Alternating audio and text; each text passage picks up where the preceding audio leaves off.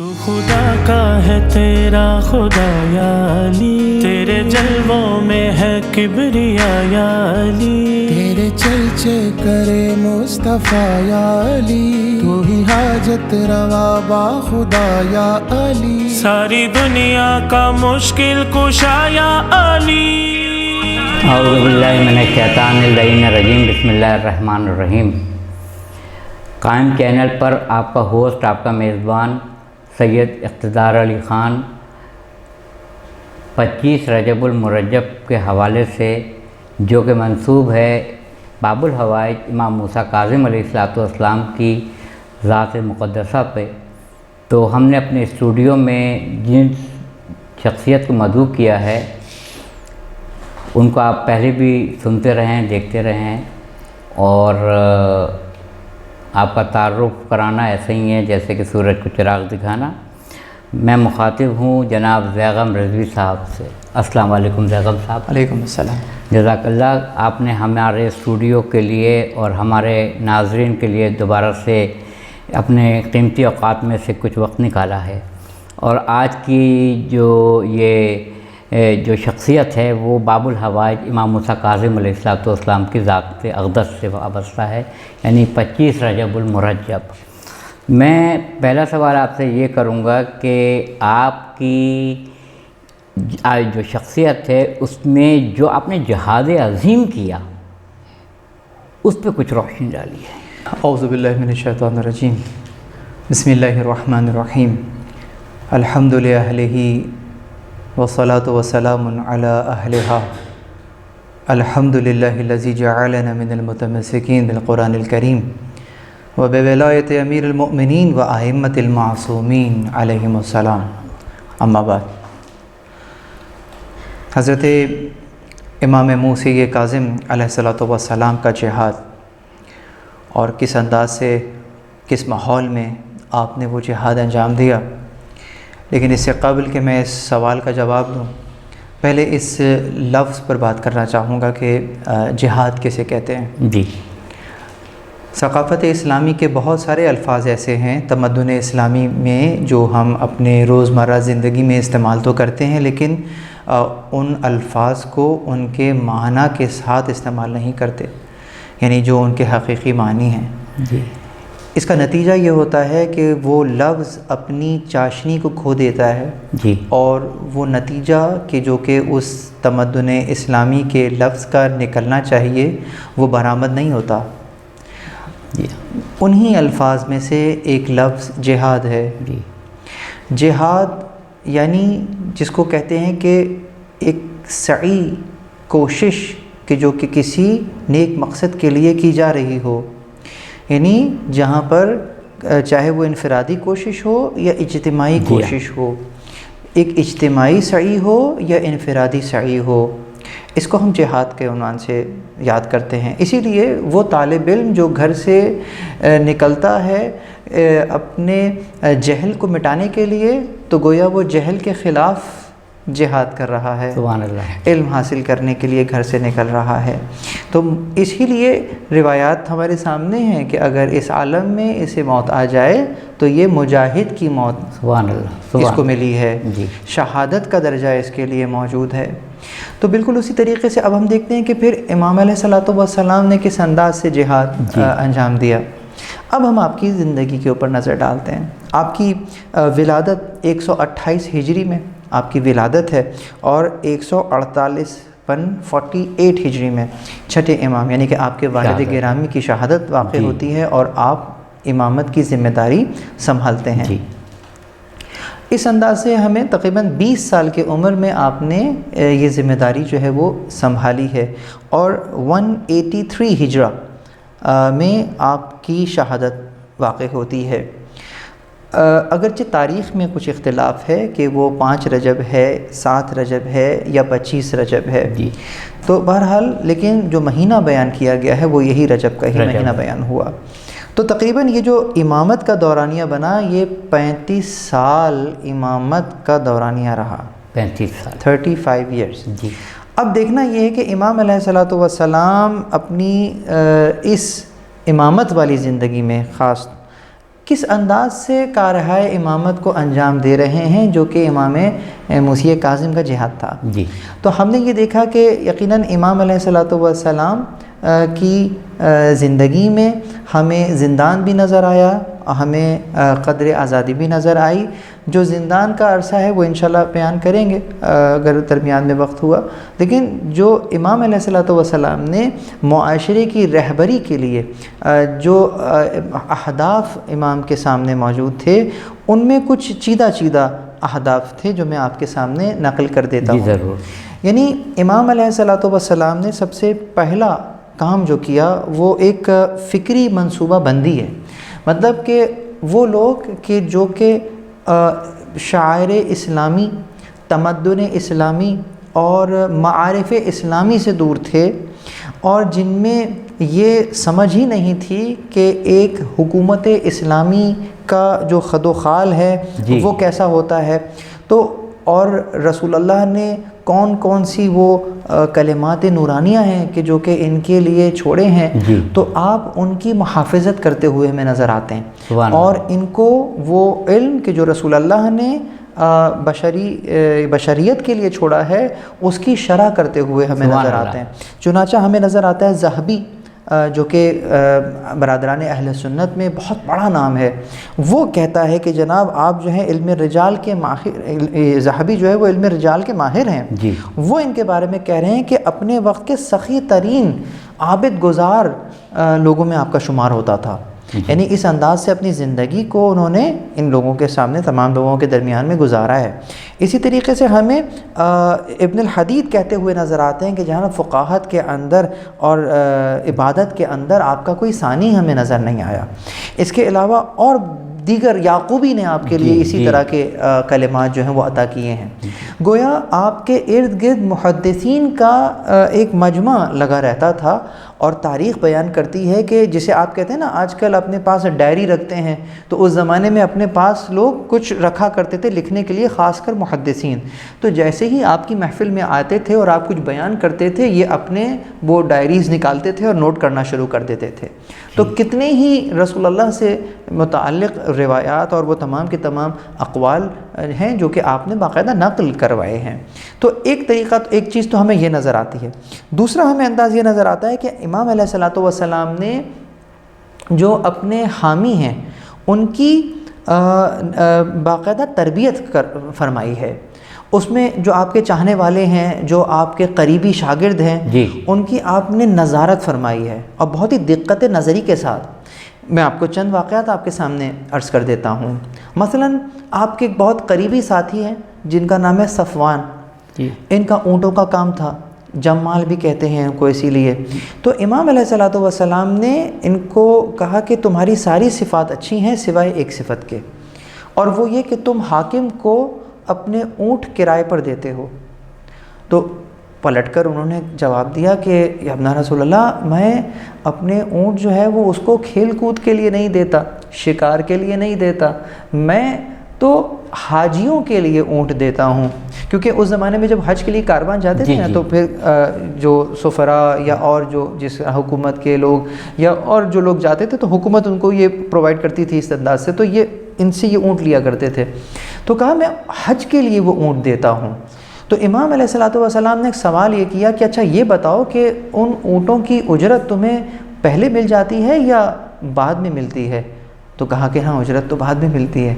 کہا اچھا یہ بتلاؤ کہ جب تک تمہیں اجرت نہیں ملتی تمہارے دل میں یہ خیال تو رہتا ہوگا نا کہ یہ حاکم اپنی جگہ پر رہ جائے تاکہ مجھے میرے اونٹوں کی اجرت مل جائے۔ سبحان ہاں یہ سبحان تو اللہ۔ تو کہا بس اگر کوئی ایک لمحے کے لیے بھی کسی ظالم کو اس کی جگہ پر برداشت کرے تو وہ انہی میں سے ہے۔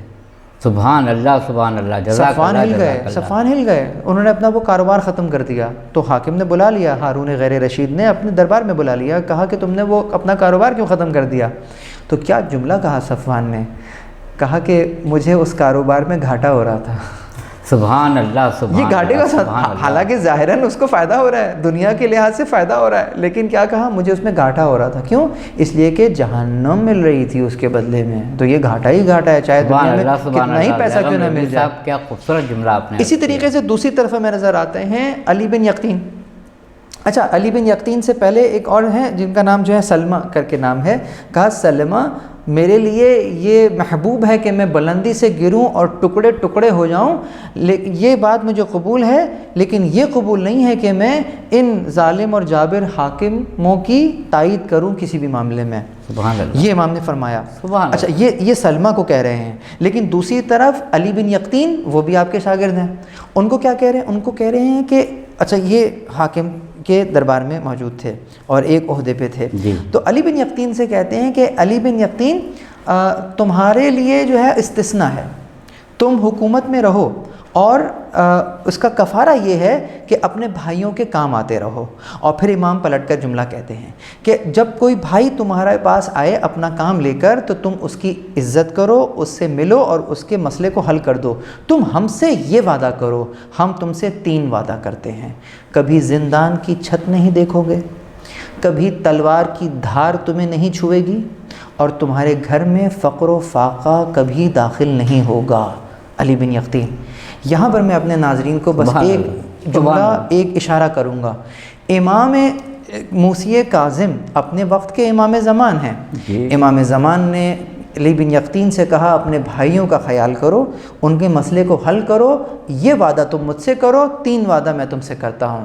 تو آئیے اپنے وقت کے امام سے یہ وعدہ کرتے ہیں کہ میں مومنین کے مسائل کو حل کروں گا. یہ ایک وعدہ امام سے ہم کر لیتے ہیں، 3 وعدے امام کے آپ کے لیے موجود. سبحان اللہ سبحان اللہ سبحان اللہ. جزاک اللہ زیغم رضوی صاحب. آپ نے شہادت کے عنوان پر جو باب الحوائج امام موسیٰ کاظم علیہ السلام کی شان اقدس میں جو جملے اور کلمات کہے ہیں، میں دلی طور پہ آپ کا شکر گزار ہوں. اور قائم چینل دیکھنے والوں کے لیے بھی آپ نے بہت ہی خوبصورت گفتگو کی ہے کہ وہ امام کی مظلومیت کو سمجھنے میں ان کو آسانی ہوئی ہوگی. زیغم رضوی صاحب، آپ کو پتہ ہے وقفے پہ بھی جانا ضروری ہوتا ہے. ہم ایک وقفے پہ جا رہے ہیں مختصر ترین. دوبارہ آ کے ہم گفتگو کو وہیں سے جوڑیں گے جہاں سے منقطع ہو رہی ہے. آپ کا ہوسٹ سید اقتدار علی. ایک مختصر ترین وقفے پہ ہم جا رہے ہیں. جیسے ہی وقفے سے واپس آئیں گے دوبارہ سے زیغم رضوی صاحب سے گفتگو کا سلسلہ وہیں سے ہم جوڑیں گے. تیرے جلووں میں ہے کبریا یا علی، تیرے چرچے کرے مصطفیٰ یا علی، تیرے جلووں میں ہے کبریا یا علی، تیرے چرچے کرے مصطفیٰ یا علی. ہم دوبارہ وقفے سے واپس آئے ہیں اور اس باب الحوائج کی شخصیت پہ گفتگو کر رہے ہیں، امام موسیٰ کاظم علیہ السلام کی. اور آپ کا نام جیسے ہی آتا ہے آنسو بے اختیار نکلتے ہیں. تو ہم دوبارہ سے زیغم رضوی صاحب کی خدمت میں آتے ہیں اور امام کے بارے میں کچھ معلومات ان سے ہم سنتے ہیں. ہم دوبارہ وقفے سے واپس آ کے آپ سے یہ سوال دوبارہ ایک سوال پوچھیں گے کہ امام کی کتنی مدت زندان میں گزری اور وہ کیا عوامل تھے جن کے تحت آپ کو زندان میں رکھا گیا؟ دیکھیے، اس دور کے اوپر اگر ہم نظر ڈالتے ہیں، خاص طور پہ خلفائے بنو عباس کی طرف ہم دیکھتے ہیں، تو وہاں مسئلہ رسول اللہ سے ایک تو قرابت داری جتلانے کا مسئلہ ہمیں نظر آتا ہے، اور وہ اس انداز سے گاہے بگاہے اپنے آپ کو رسول اللہ کے قریبی ہونے کا احساس دلاتے ہیں، اور لوگوں کو میں اپنا تعارف اس انداز سے کراتے ہیں کہ ہم رسول اللہ کے رشتہ دار ہیں، اور چونکہ ہم رشتہ دار ہیں تو ہم حکومت کرنے کے بھی اہل ہیں. یعنی کہ اپنے حکومت کی استحکام کے لیے، اپنے حکومت کے کو انڈورس کرنے کے لیے وہ رسول اللہ کے ساتھ نسبت اور رشتہ داری کو بنیاد بناتے تھے. یہ واقعہ بھی ہمیں ایک نظر آتا ہے کہ خود رسول اللہ کے روضے مبارک پر جب ہارون آتا ہے اور آنے کے بعد جو ہے وہ سلام کرتا ہے کہ اے میرے چچا کے بیٹے آپ پر سلام ہو، السلام علیکہ یا ابن عم، اور یہ کہہ کر سلام کرتا ہے اور لوگوں سے کی طرف اس انداز سے تعارف کراتا ہے کہ یہ ہمارے چچا کے بیٹے ہیں. امام موسی کاظم بھی اس وہیں پہ موجود تھے. آپ آپ کی قبر کے نزدیک آئے، رسول اللہ صلی اللہ علیہ وآلہ وسلم کی سراہنے آ کر آپ نے پھر اس انداز سے سلام کیا کہ السلام علیکہ یا جدہ، اے ہمارے جد آپ پر سلام۔ جب یہ سنا تو ہارون کو بہت غصہ آیا، طیش میں آ گیا اور کہا کہ آپ یہ سمجھتے ہیں کہ آپ ہی بہت زیادہ قریب ہیں۔ تو امام نے پلٹ کر ہارون سے ایک سوال کر لیا کہ ہارون یہ بتلا کہ اگر معجزے سے اس وقت رسول اللہ یہاں تشریف لے آئیں اور تجھ سے تیری لڑکی کا ہاتھ مانگیں جی تو کیا تو انہیں انکار کر دے گا؟ کہا نہیں، یہ تو میرے لیے شرف ہے۔ بس پھر آپ نے جواب دیا کہ اے ہارون سن لے، وہ ہم سے یہ سوال نہیں کر سکتے کیونکہ ہم ان کا خون ہیں، سبحان اللہ، ہم ان کی اولاد ہیں۔ سبحان اللہ، تو جو قرابت تو کہہ رہا ہے وہ قرابت ہم تجھ سے زیادہ رکھتے ہیں اس معاملے میں۔ اگر تو قرابت ہی معیار ہے تو وہ قرابت بھی ہم تجھ سے زیادہ رکھتے ہیں، تو نہیں رکھتا۔ اس قدر طیش میں آیا کہ امام کو گرفتار کرنے کا حکم دے دیا۔ اب ہمیں نظر یہ آتا ہے کہ 179 ہجری سے 183 ہجری تک یہ جو 4 سال ہیں یہ امام کی قید مسلسل ہے، اور اس قید کا نتیجہ امام کی شہادت پر نکلتا ہے۔ یہ 4 سال کی قید مسلسل جسے کہتے ہیں۔ اس سے پہلے کے 10 سال یہ آپ کی نظر بندی ہے، مطلب کہ کبھی کسی جیل میں ہیں، کبھی کسی جیل میں ہیں، اور کبھی جیل میں نہیں ہیں، فقط گھر میں ہیں لیکن نظر بند کیا ہوا ہے۔ تو اس اعتبار سے اگر جس کو ہم کہیں گے آف اینڈ آن رہائی قید کو دیکھیں تو وہ 14 سال کا عرصہ بن جاتا ہے، جس میں آخری کے 4 سال جو ہیں وہ امام مسلسل جو ہے وہ نہ صرف یہ کہ جیل میں ہیں بلکہ انتہائی سخت حالات کا سامنا امام کر رہے ہیں۔ مجھے ایک روایت نظر آتی ہے کہ ایک ملنے والا امام سے ملنے آتا ہے، اور وہ اس انداز سے جب معلوم چلا کہ اس جیل میں موجود ہیں تو وہاں جو دربان تھا اس سے کسی انداز سے کسی سفارش سے پہنچ گیا اور کہا کہ بس ایک نظر دکھا دو امام کو۔ تو اس نے بہت ہی بلندی سے اوپر سے دیکھا، ایک تہخانے کے طور پہ نظر آ رہا ہے نیچے، کہا دیکھو وہ تمہارے امام ہیں۔ تو کہنے والا کہتا ہے کہ جب میں نے دیکھا تو وہاں ایک کپڑا پڑا ہوا تھا، تو میں نے کہا کہ یہ امام کہاں ہیں؟ یہ تو کپڑا ہے۔ کہا اسی کپڑے کے نیچے ہی تمہارے امام ہیں۔ امام اتنے لاغر ہو گئے تھے، اتنے کمزور ہو گئے تھے کہ آپ کا بدن نازنین اس کپڑے میں دکھائی نہیں دے رہا تھا۔ اس قدر امام کے اوپر صعوبتیں اور مصیبتیں امام پر گزری ہیں۔ تو امام کا یقیناً یہ 14 سال جو ہے یہ نظر بندی اور قید کے اندر ہمیں نظر آتا ہے، لیکن وہ جو دوسرے ابھی 35 میں سے آپ نے 14 سال یہاں سے یہ نکال دیجئے، لیکن باقی کے سال جو ہیں اس کے اندر ہم امام علیہ الصلوۃ والسلام لوگوں سے رابطے میں نظر آ رہے ہیں، لوگوں میں اپنے جس طرح انداز سے میں عرض کر رہا تھا کہ دین کی محافظت کر رہے ہیں، دین کی شرح کر رہے ہیں اور تربیت کر رہے ہیں، ذہن سازی کر رہے ہیں۔ یعنی آپ کے بابا نے جس مدرسے کو چھوڑا تھا جہاں 4000 لوگ آ کر تعلیم حاصل کر کے چلے گئے، جہاں پہ بڑے بڑے اکابرین ہمیں نظر آتے ہیں، خود امام اعظم ابو حنیفہ فرماتے ہیں کہ لولا سنتان لحلق النعمان، اگر نعمان کی زندگی میں 2 سال نہ ہوتے جو کہ انہوں نے جعفر صادق علیہ الصلوۃ والسلام کے ساتھ گزارے ہیں تو نعمان ہلاک ہو جاتا۔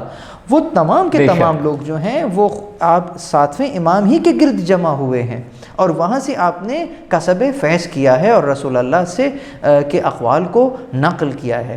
تو یہی دور ہے کہ جس کے اندر امام علیہ الصلوۃ والسلام جو ہیں وہ اپنی کارہائے امامت کو جو ہے وہ انجام دے رہے ہیں۔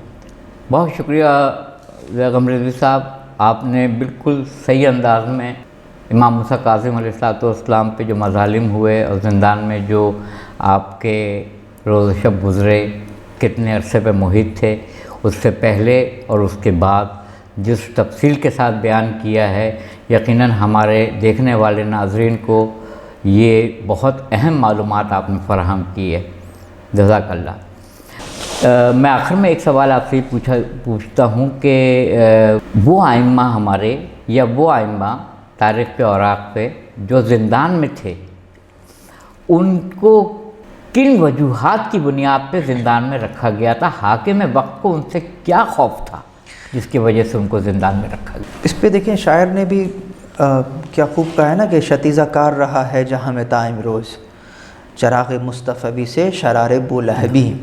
تو یہ تو ازل سے یہ سلسلہ جاری ہے کہ جو طاغوت ہے وہ کبھی بھی خدا کی ولایت کو قبول نہیں کرتا.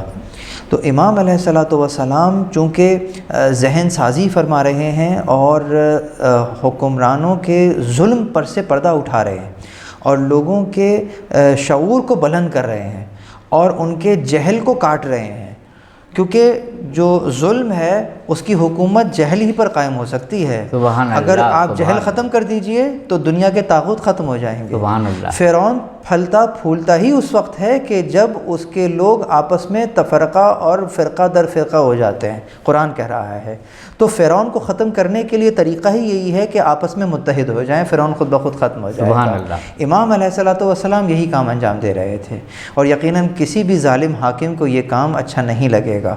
اسی لیے یہ خود ایک سوال ہے عالم اسلام سے کہ یہ ہستیاں انہوں نے زندان کے دیکھا، انہوں نے جیل کاٹی، لیکن آج تک کوئی ایک روایت نہیں ملتی کہ جو ان پہ فرد جرم ثابت کر دے.